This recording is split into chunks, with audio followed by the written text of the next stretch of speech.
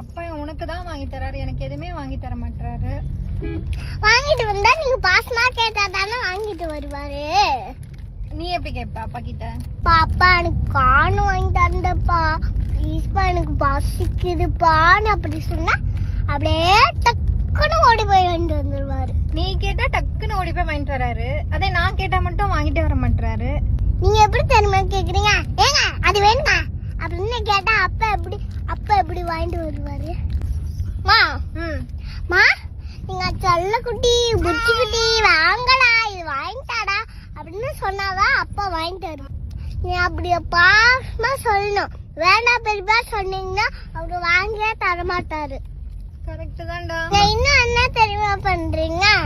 வாங்கிட்டு வர வரைக்கும் கொஞ்சிருங்க, வாங்கிட்டு வந்தது அப்படியே முகத்தை முறைக்கிற மாதிரி கட்டுறீங்க. அப்படியாடா காட்டுறேன்? என் மூஞ்சி அப்படியா இருக்கு?